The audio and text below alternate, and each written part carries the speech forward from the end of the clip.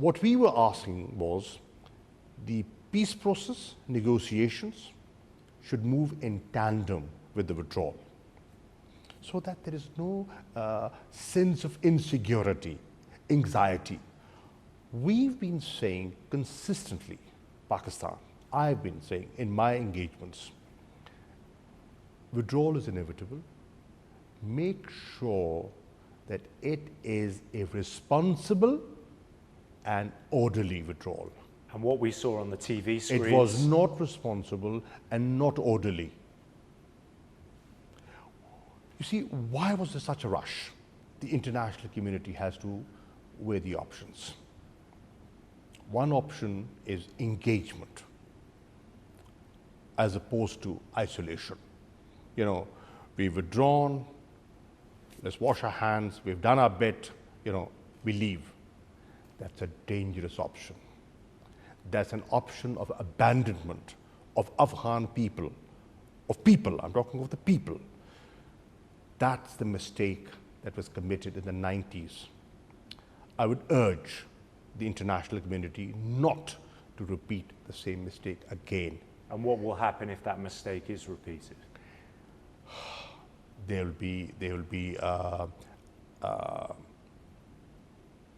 Could lead to a civil war. Things could become chaotic. There could be anarchy, and that will give space to the organizations that we all dread, the international terrorist organization, that we do not want their footprint to grow in Afghanistan. It sounds to me as though you are urging Western powers to recognize the Taliban as the legitimate rulers of Afghanistan. No, I'm not doing that. I am saying engage. Why am I saying engage? I'm saying engage because a disengagement, the consequences of disengagement are far worse. Now, look at the initial statements that the Taliban have made. They're positive, they're encouraging. The international community is not sure whether they mean them. Will they implement these pronouncements, or is it just a tactic? Test them, test them. We do kind of know what the Taliban is like, because we saw what they did between 1996 and 2001. There is a catalogue of human rights abuses.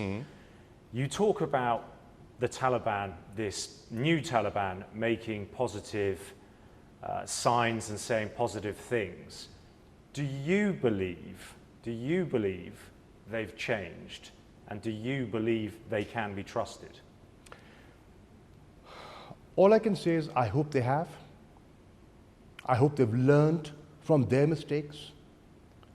They've suffered as well. They've been isolated. We should feel sympathy for the Taliban, is that what you're saying? No. They should learn. They should have learned from their mistakes. And I think the attitude and the approach that they are demonstrating so far is reflective of a different approach. So you think they have changed? You think they can be trusted at this moment in time? What I'm saying is, test them. Test them before trusting them. They've made statements. Let's see if they live up to them. And if they do, then build on it, because the other option is far worse. If they are sensible, they should, in my view, respect international opinion and international norms. Why? They need assistance. They will be in charge. If they will be in charge, they will need humanitarian assistance. They will need financial assistance. Otherwise, you will see an economic collapse. And do we want to see an economic collapse? And if there is an economic collapse, look at the repercussions, look at the consequences that would lead to. In certain parts of Pakistan, the Taliban flag was raised when the Americans announced the withdrawal. People cheered in the streets. There's also an accusation in many Western capitals that Pakistan sponsored the Taliban, provided strategy for the Taliban, allowed them to cross the border. There are some who are saying that actually in Islamabad, the government here is quite pleased that the Taliban have won. What would you say to those people? First of all, if there was raising of flags and jubilation, do not forget that there are over 4 million Afghans living in Pakistan. Many have connections with Taliban. They're related, they're families.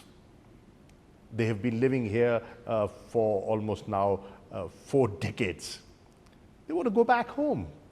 And the prospect So that's what the celebrations were about. The prospect of returning home obviously, gives you some sense of relief. And what about the accusation Pakistan was playing a double game? Is there truth in that?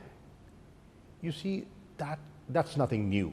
One has been hearing this for years now. Is it true? Pakistan sincerely cooperated with the international community. Pakistan sincerely wanted peace and stability. Why?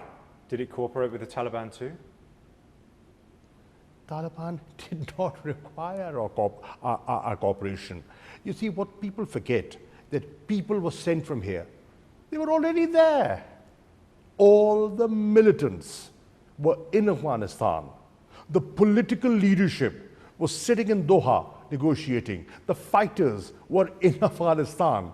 Even before the withdrawal, 40 to 45% of the territory was under their control.